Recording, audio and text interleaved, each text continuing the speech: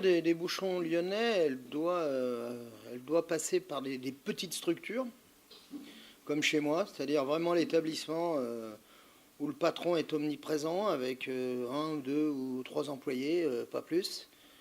On ne peut pas lutter contre les groupes. Les groupes, ils prennent les trois quarts du marché, mais nous, on a une place. Et puis, l'avenir du bouchon, c'est de choisir des produits que les groupes n'ont pas le temps d'aller chercher sur le marché, chez des petits producteurs sur le marché. Et puis, l'avenir du bouchon, je suis assez optimiste parce que c'est la jeunesse qui fréquente ces établissements-là. L'avenir interminable. Interminable. En fait, le bouchon se Bien transmet, sûr, bien sûr. Moi, je suis la 3e génération dans ma famille. Ma mère et ma grand-mère faisaient la cuisine. C'est pas dit que mon fils fasse la cuisine. Pour l'instant, il la préfère dans son assiette. Mais peut-être qu'un jour, si je suis plus là pour remplir son assiette, il va peut-être prendre un peu la queue de la poêle. C'est possible. Je trouve que sur Lyon, ça se reprend un petit peu. Ça s'est un peu perdu, puis ça reprend. Alors après, il y a un petit peu des jalousies, parce qu'il y a des associations bouchons lyonnais. Mais ce qui se perd, c'est surtout le mâchon du matin. Et parce que les gens, maintenant, comme avec les journées continues, alors ils attaquent un peu plus tôt, ils finissent un peu plus tôt. Ou alors, il y a la semaine à 35 heures qui fait que c'est des journées courtes. Donc avant, il faut penser qu'avant, ils travaillaient entre 12 et 15 heures par jour. Donc ils attaquaient à 4-5 heures le matin. Donc ils se faisaient une petite pause à 8 heures et puis c'était parti, quoi.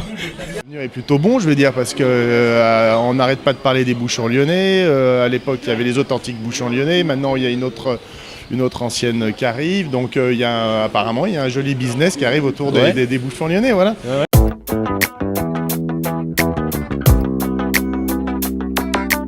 Voilà, du retour sur le plateau de Social Net Club. Je peux vous dire que l'ambiance est assez remarquable. Il se passe des choses en off. C'est assez terrifiant, mais en tout cas bénéfique pour moi. Donc voilà, quel avenir pour les bouchons lyonnais. Est-ce que, Éric Hougon, est-ce qu'on est obligé d'avoir une petite structure pour un bouchon lyonnais? Est-ce que c'est ça l'avenir du bouchon lyonnais? Alors ça, c'est une belle question. Ça, c'est une question, c'est où vous voulez faire du traditionnel pur et vraiment garder ce qu'ont besoin les gens actuellement. C'est revenir aux valeurs, revenir à la tradition, parce que actuellement, c'est vrai qu'on peut partir dans tous les sens. C'était peut-être une bonne chose, mais il y a certaines personnes qui veulent revenir un peu en arrière et voir comment c'était, on va dire, à la limite comme avant. Et au niveau des structures, moi, je suis né dans un bouchon. C'est une de mes parents. J'ai vu beaucoup de bouchons, beaucoup d'amis.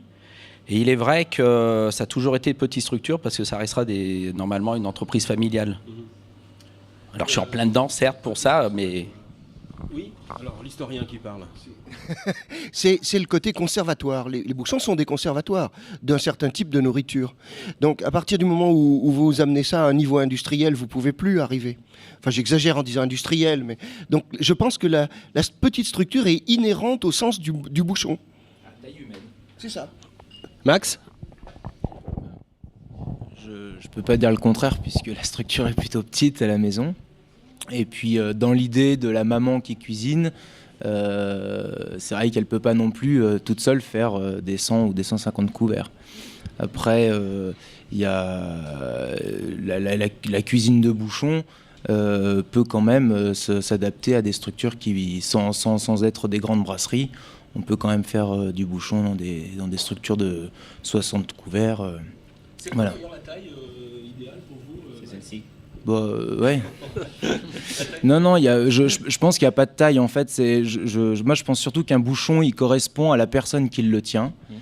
Et voilà, alors nous on a fait le choix d'avoir une petite structure parce que ce serait plus facile à maîtriser, parce qu'on voulait vraiment personnifier ce lieu. Et que maman insistait pour être la seule en cuisine, et donc on ne pouvait pas faire des quantités de couverts astronomiques. Voilà, après c'est vraiment une question de personnalité. Pour moi, c'est un impératif, les petites structures. Parce que tu fais pas... Moi, là, si on parle technique en cuisine, on fait pas 60 couverts comme on fait 30 couverts. C'est pas possible.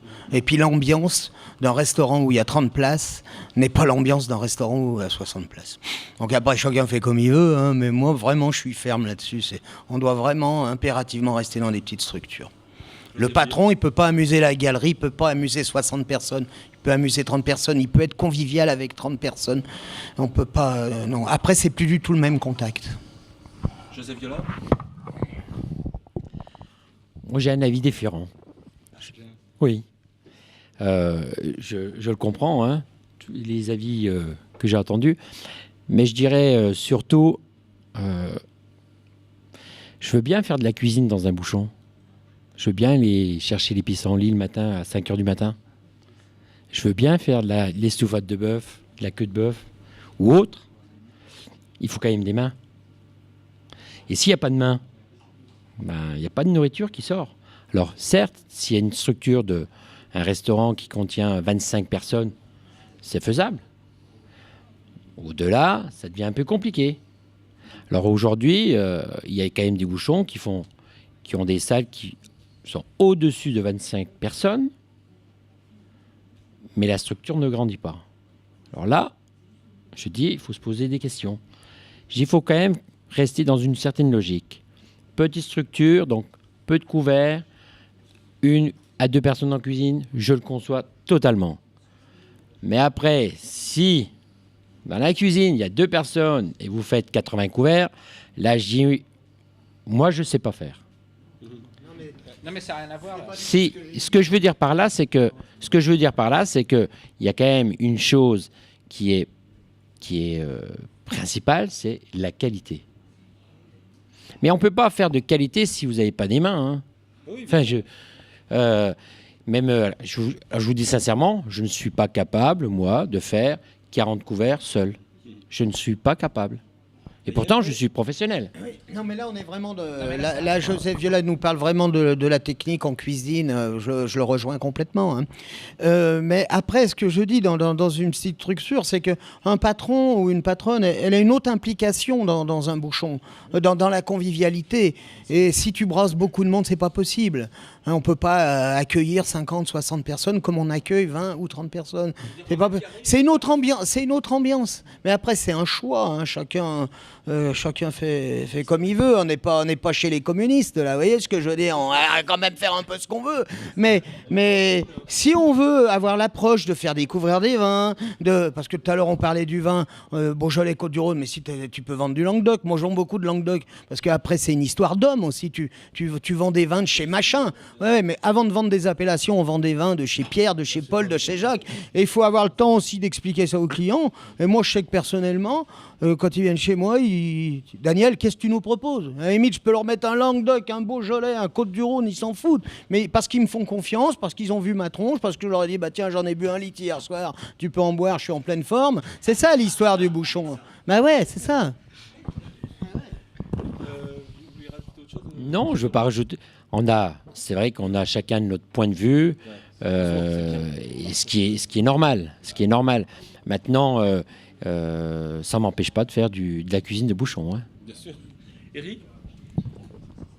Ce qui est important au niveau traditionnel, c'est que les bouchons, ça aurait été avant. C'était petite structure. Et il est vrai que pour moi, un bouchon qui aurait commencé à être grand, type brasserie, 80, 60, 80, 90 couverts, on n'est plus dans le bouchon. On n'est plus du tout. Même si vous êtes 15 en cuisine, on peut être 15 aussi en cuisine pour faire 30 couverts. C'est pas là le problème, c'est au niveau de la structure. La taille. Un bouchon, c'est un endroit, c'est presque comme un petit salon. Ça reste entre amis. Même si les gens ne se connaissent pas, ils se rencontrent. Quand vous allez une grande surface, vous allez même manger à la brasserie Georges, par exemple, qui n'est pas un bouchon, certes, mais vu que c'est une grande surface comme ça, on ne pouvait pas discuter à 3 tables à côté. Que nous, on peut. Et c'est l'ambiance qu'on donne, c'est l'ambiance que les gens ressentent, que rendent eux-mêmes. Et sur les grandes surfaces, c'est impossible. Le bouchon doit rester dans cette taille-là, d'après vous, pour que ça perdure. Si on veut rester logique et cohérent dans ce travail-là, oui. Daniel ? L'avenir du bouchon, c'est vraiment tout sauf le concept. Hein, il suffit pas de mettre un guignol, un niafron, de pendre 3 saucissons au mur. Hein, c'est là-dessus il faut lutter contre ça, parce qu'il y a déjà beaucoup de gens qui ont récupéré ça. Hein, ils vont faire du bouchon comme ils faisaient du Tex-Mex il y a 10 ans, ou comme ils montraient une pizzeria. Il faut dire les choses comme elles sont. Donc c'est tout sauf un concept. Donc pour ça demande un engagement personnel. Et on ne peut pas faire ça à échelle X, quoi. On ne devient pas bouchon, on est bouchon. Alors moi je suis d'accord avec vous, hein. Mais alors, entièrement d'accord avec vous. Maintenant je dis, qu'est-ce qu'on fait? Il faudrait revoir votre liste. Quelle liste? La liste qui a été établie, il faudrait revoir la liste. Vous parlez de quelle liste?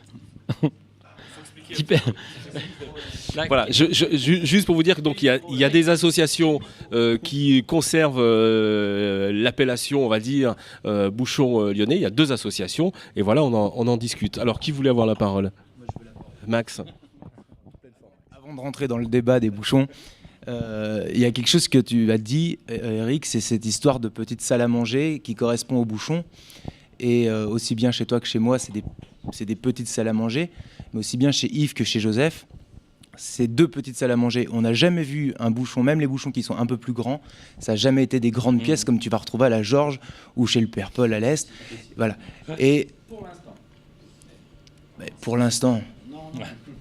Donc voilà, ce qui est intéressant, c'est que dans ces bouchons-là, eh ben, tu retrouves 2 ambiances différentes dans les 2 pièces. Mais par contre, l'ambiance du bouchon, elle y est. Et l'ambiance du bouchon, elle vient de nous, mais elle vient aussi des clients qui sont là.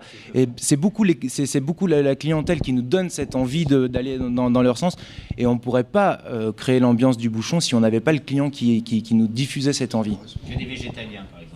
Est-ce que tu penses que tu peux ouvrir un bouchon dans un tout petit appartement qu'avec des végétaliens et des gens qui ne mangent que des insectes, par exemple? Le pire dans les végétariens, c'est quand ils t'expliquent pourquoi ils sont végétariens. Alors là, c'est insupportable. Qu'ils soient végétariens, je m'en fous, mais quand ils t'expliquent pourquoi, alors là, je supporte pas. Là. La démarche de tout le monde, la démarche de tout le monde, elle est dans le même sens. En fin de compte, tout le monde est d'accord pour que les structures, elles sont pas. C'est pas des structures petites en cuisine. Depuis tout à l'heure, je vous écoute. C'est pas des structures petites en cuisine. C'est des structures où il y a de la place pour travailler. On peut envoyer 40 personnes en ayant 4 mecs derrière ou 2 mecs et 3 personnes en salle, plus le patron qui fait un petit peu le runner, qui adore son truc et qui est un petit peu, comme on dit tout à l'heure, dans le spectacle ou dans le plaisir de vivre ce qu'il fait. Après, des structures de 40 à 60, le patron, il ne va pas être comique, homme de foire et tout ça. Mais la structure, elle reste chez tout le monde qu'on connaît, ou que ce soit les listes.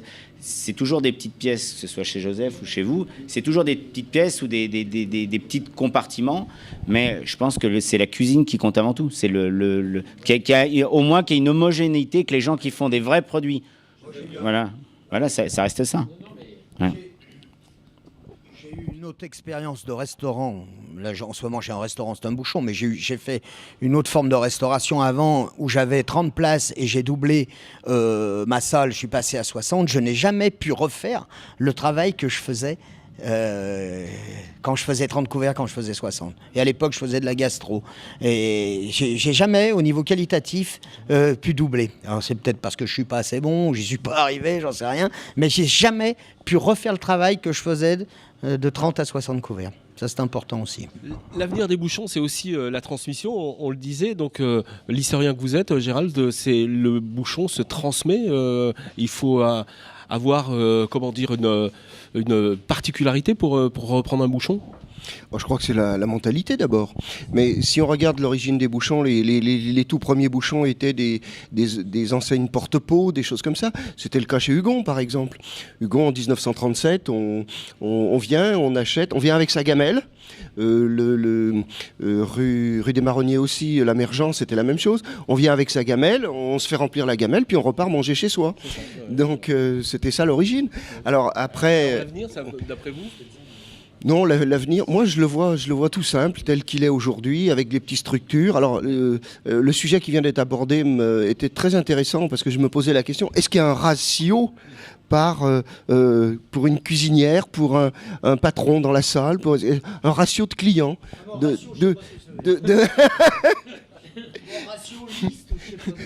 20. Non, mais ce que je veux dire, un nombre de clients que la cuisinière peut traiter sans avoir besoin d'un deuxième avec elle, etc., qui n'aura pas la même foi, qui aura pas, je sais pas, votre maman ou chez Hugon c'est la même chose. C'est pas le problème au niveau personnel qu'il faut penser, c'est au niveau de l'établissement lui-même. Comme je dis, on peut être 40 en cuisine pour envoyer 30 couverts, c'est pas là le problème. C'est la cohérence du bouchon, de ce qu'on en fait. Déjà, ce qu'on est, de toute façon, on ne devient pas bouchon, on est bouchon. On hein. est bouchon. Ça vient du cœur, sans faire jeu de mots, ça vient des tripes aussi, mais pas de jeu de mots. Donc, on est. Bon, je suis né dedans, alors j'ai pas eu de chance, ça se voit un petit peu, mais ce qui est important, c'est dès qu'on commence à être vraiment plus grand, pour moi, on n'est plus bouchon. Dès qu'on commence à grandir, même si on peut tout faire, toute la déco, mais même l'ambiance, tout ce que vous voulez, on ne peut plus parce qu'on n'est plus vraiment dans les historiques des bouchons, dans l'histoire. Si on veut réinventer les bouchons, c'est une chose, mais laissez-nous quand même la tradition. Il ne reste plus que ça en France, et au moins les traditions. Justement. Si je peux me permettre un jeu de mots, tout à l'heure j'ai utilisé le mot conservatoire. Si vous grossissez trop, vous devenez musée, vous êtes plus conservatoire. Toi, tu prêches pour ta paroisse parce que moi j'ai vraiment l'impression de faire du bouchon et je suis pas né dans un bouchon. Mais je pense que c'est aussi quelque chose qu'on peut le devenir. J'en reste persuadé.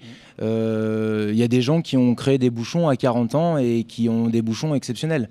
C'est juste que ça peut être aussi quelque chose qui t'anime à un certain moment de ta vie.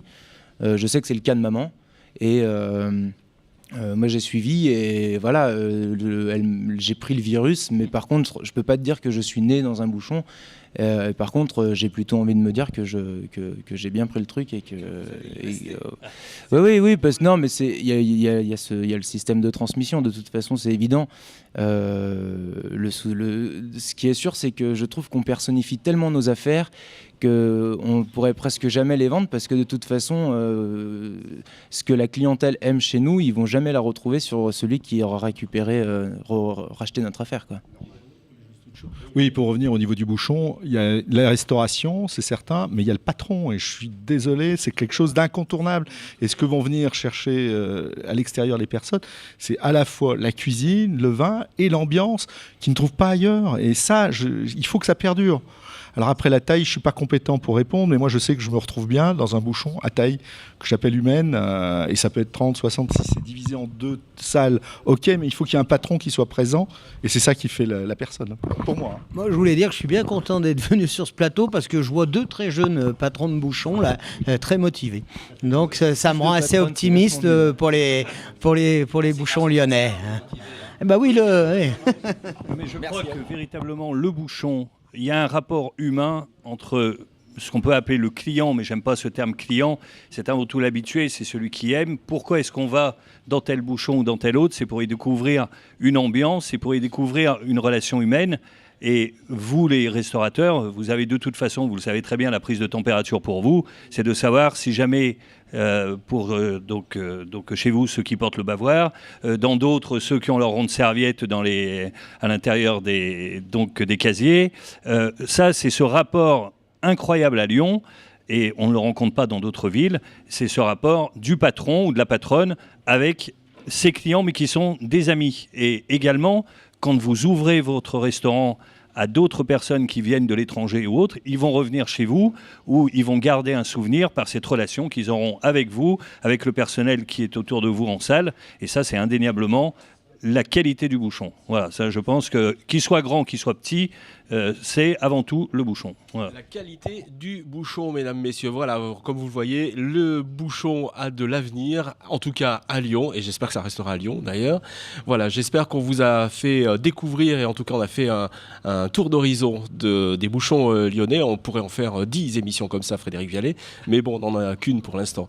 Voilà, j'espère que... Alors, si vous avez aimé l'émission, évidemment, il faut la transmettre, il faut la multiplier sur les réseaux sociaux. Faites connaître Social Net Club, et on sera là pour les prochains mois, ici, enregistré au Barrio Club, je vous rappelle, en public, c'est-à-dire vous pouvez venir.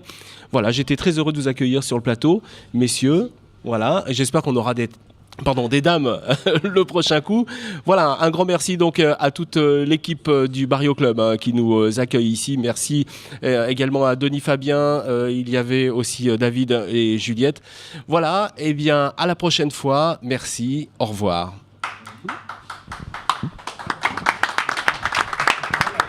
Merci beaucoup, merci à vous.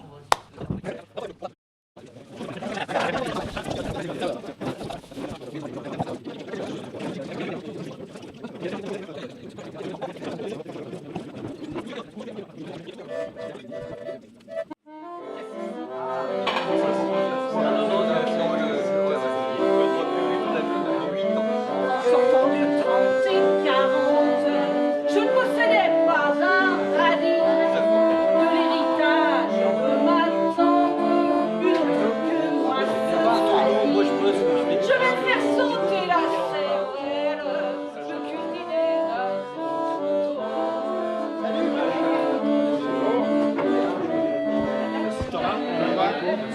Plaisir, bravo, comme d'habitude. Merci Daniel. Vous passerez manger chez toi.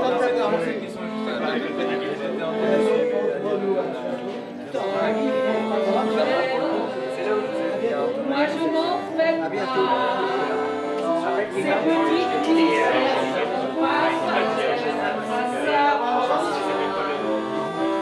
je n'ai pas un caractère à faire du tracas.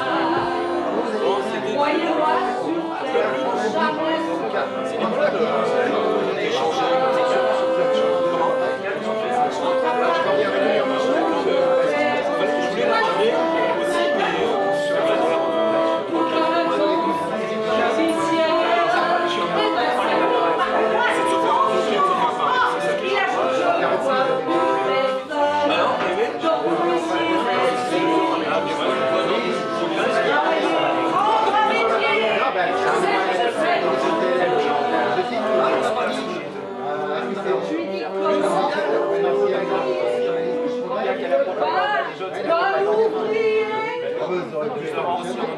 Elle m'a mis un message il y a 3 jours ou 4 jours, puis je l'ai mis.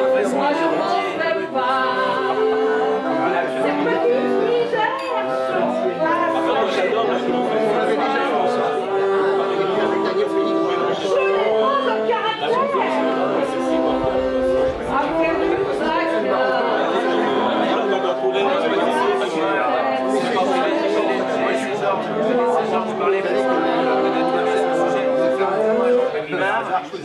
Ah,